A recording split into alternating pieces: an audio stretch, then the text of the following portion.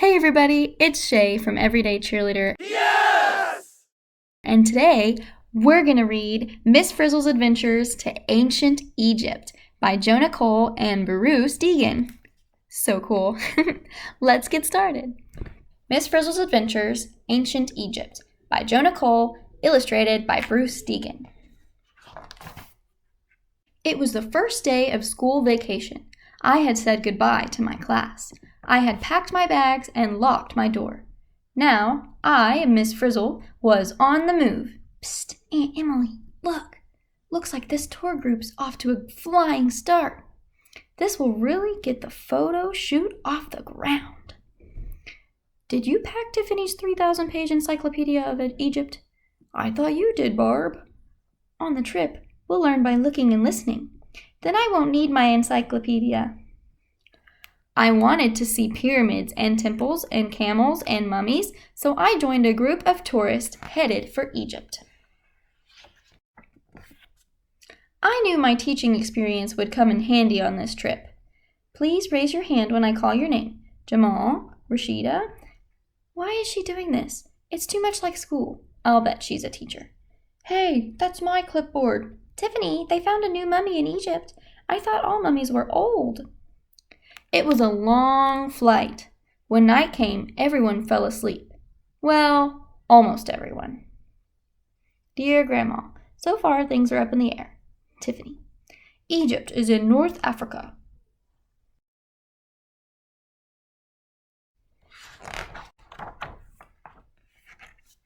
As the sun rose, we found ourselves flying over Egypt. Down below, we saw the Nile River. Green farms ran along either side of the river. Beyond the farms, there was nothing but desert. It was sand, sand, sand, as far as the eye could see. It hardly ever rains in Egypt. People have to get all their water from the Nile. It is the longest river in the world. This is the longest plane trip in the world. Our group couldn't wait for the plane to land.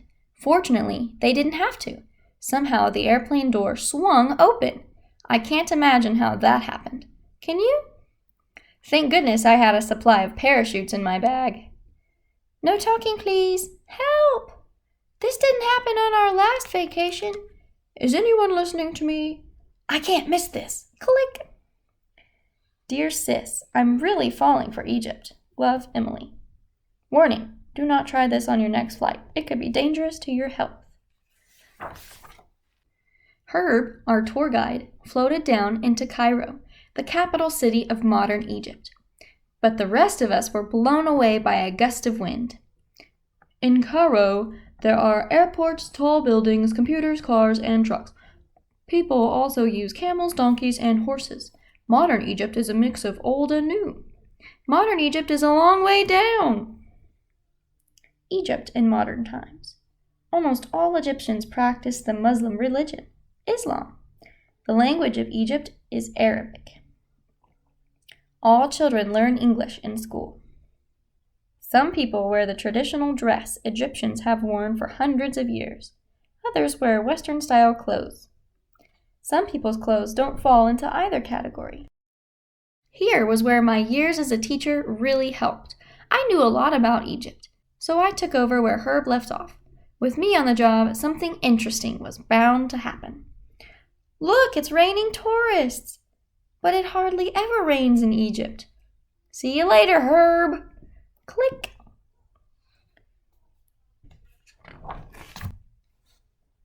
Sure enough, something interesting did happen. As our feet reached the ground, the cars and trucks disappeared. So did the modern people. Even the horses and camels were gone. We were back in ancient Egypt. I can't imagine how that happened. Can you? In the age of the pyramids, there were no camels or horses in Egypt. They came later. There were no tourists from the 21st century either. We came later too. We would have looked pretty funny in our modern clothes. Fortunately, I had a supply of costumes in my bag, so we looked just like the ancient Egyptians. Who are these strange people? I don't know. They sure don't look like ancient Egyptians. Egypt in ancient times. Ancient Egyptians used a language that is no longer spoken. They had their own religion and worshipped many gods. king of gods. Re, the sun god, was the creator of the universe and father of all the gods. Ancient Egyptians had styles of dress all their own. They wore beautiful jewelry. Their eye makeup was called kohl. It was a cosmetic and an antiseptic. It may have protected against eye infections. Child side hair knot. Some people shaved their heads, others wore wigs. Ancient Egyptians also had their own style of art.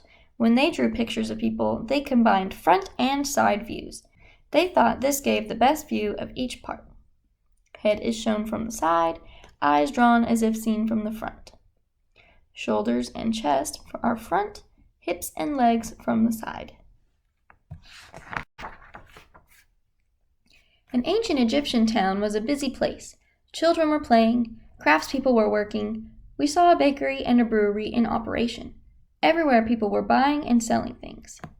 My Travel Diary by Rashida. In the marketplace we saw bakers making bread from wheat and barley, brewers making beer from fermented bread, scribes writing down how many loaves of bread and how many jars of beer were made, farmers selling animals, fruit, and vegetables, craftspeople making pottery, linen cloths, sandals, baskets, and jewelry, children playing many games. Ancient Egyptians did not have money, so people traded what they had for what they needed. Workers of all kinds often got paid in bread and beer. They used some of their wages to feed their families. They spent the rest on other things. Bob, did you bring any money? I thought you did, Barb. Ancient Egyptians used the barter system. Then we don't need money. Click. Nice trade, Miss Frizzle. The bread was good, but a lot of desert sand got into it. That wore down people's teeth. The beer had less alcohol than other beer and was very nourishing. It was more like food than a drink.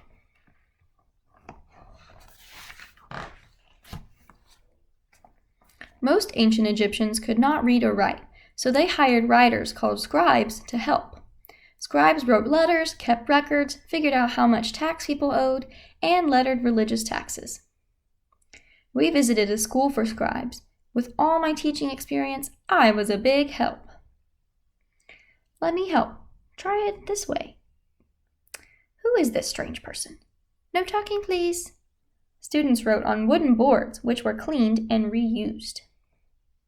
After school, we went home with a boy named Beku. His father, Ramos, was a wealthy scribe who could afford a large house. It even had a stone bathroom where servants poured water over their master. This was perhaps the world's first shower. Ramos enjoyed playing Sinet, a popular board game, with his wife, Meret. Ancient Egyptians wrote on paper made from papyrus, a large water plant. The paper was called papyrus too. I'm going papyrus in my pool. I'm writing about this pool on papyrus.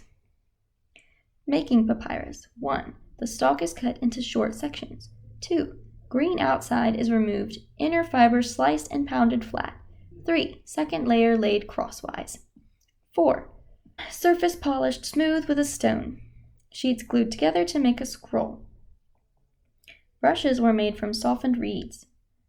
Meanwhile, in modern Egypt, Herb visits the Cairo Museum. Ancient Egypt was the first place in the world where writing was used widely. Scribes were everywhere. 3 kinds of ancient Egyptian writing. Hieroglyphics. Each symbol stood for a sound, just like other letters, used for religious writings. 2. Hieratic, used for government business. 3. Demotic, used in everyday life. The god of scribes, Thoth, was the god of writing, and he was often shown as a man with an ibis head.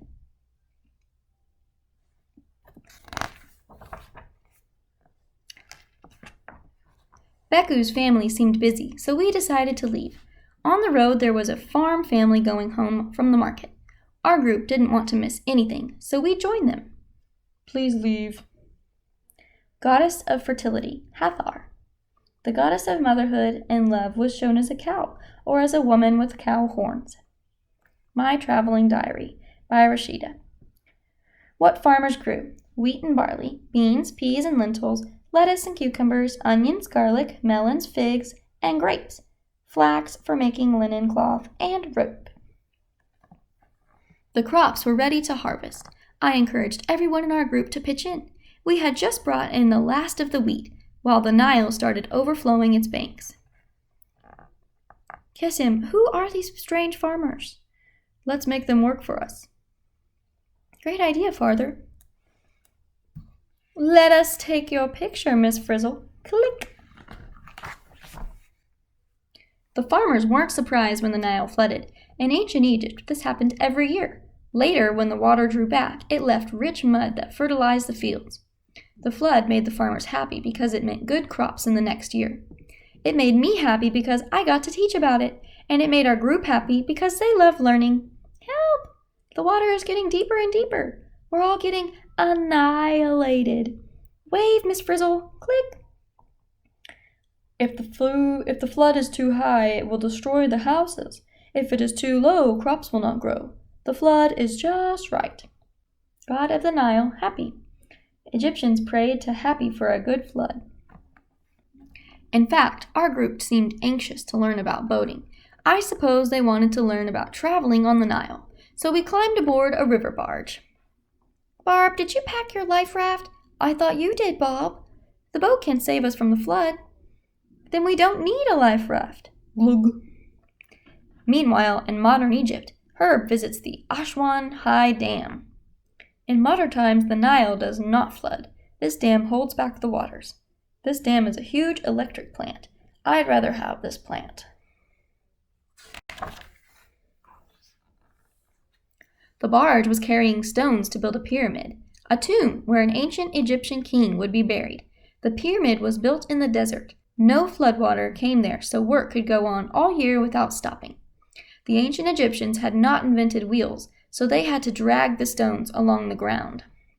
Stones were taken off the boats, were pulled up ramps made of earth, and put in place by hand. After the pyramids were finished, the earth ramps were removed. Ancient Egyptians wanted the pyramids to last forever, so they built them on hard stone. Hard is right. Hard to move. Don't squish the fish. Click. Meanwhile, in modern Egypt, Herb visits the Great Pyramid. The Great Pyramid is made of more than 2 million stone blocks. Why do the pyramids look so rough and dull today? Over the years, the gold was stolen, and most of the smooth white stones were used to make other buildings. We joined the work teams dragging stones up a dirt ramp. The foremen, Kai and Marisu, could see that with our help the work went much faster. Kai, do you see those strange workers? You mean the clumsy one, Marisu? Oops, ouch! Building pyramids made jobs for thousands of people. But my job is librarian. My job is photographer. Click! We're not ready for this job. No kidding. People often think the pyramids were made by slaves, but that isn't true. Pyramid builders were paid in bread and beer, just like other workers. My Travel Diary by Rashida. Many farmers worked on the pyramid during the flood, when their farms were underwater. Meanwhile, in modern Egypt, Herb visits the Great Sphinx. The Sphinx is a huge sculpture near the Great Pyramid. Head of Pharaoh symbolizes leadership. Body of lion symbolizes power.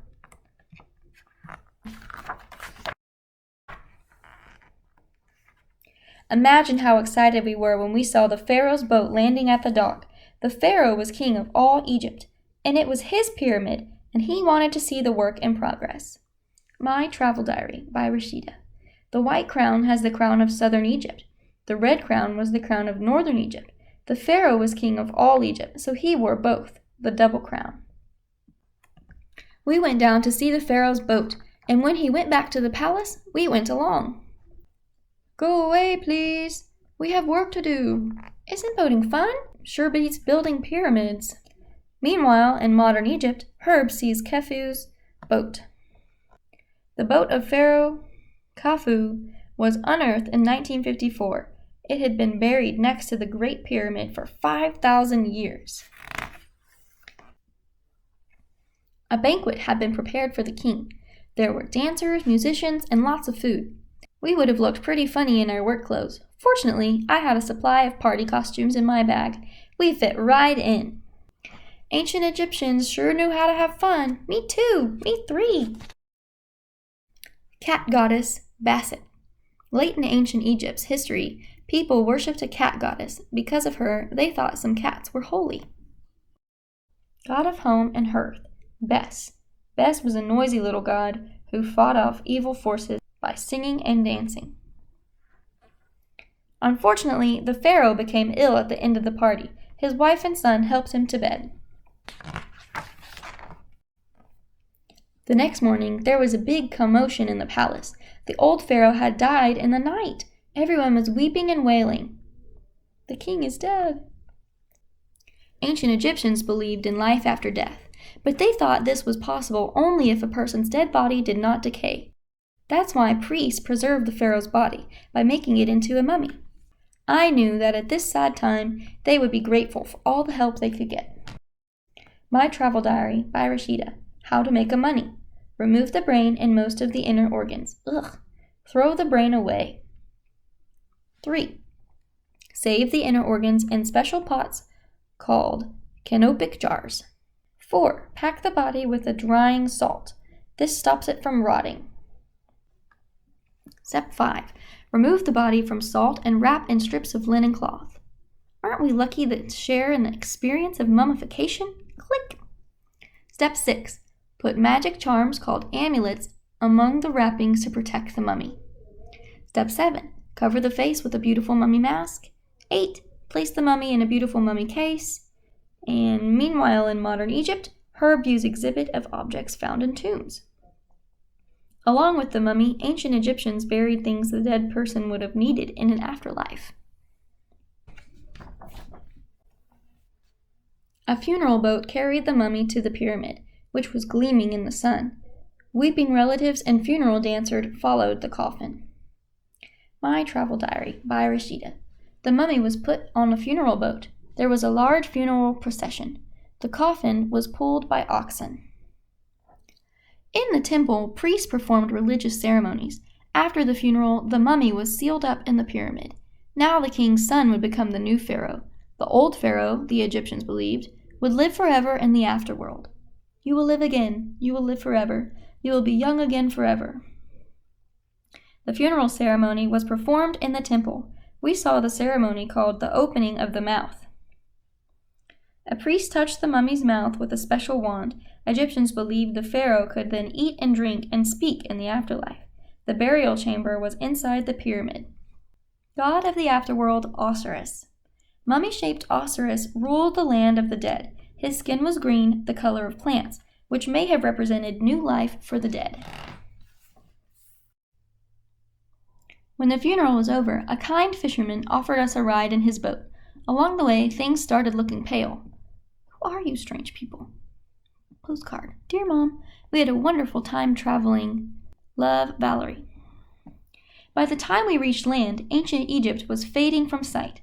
I can't imagine how that happened. Can you? We waved goodbye to the fisherman and hurried to the Cairo airport. Who are you, strange people? We're back in our own time. Speaking of that, we're almost late for our plane. Guess who was there? Our tour guide, Herb. Now we were all together again and on our way home.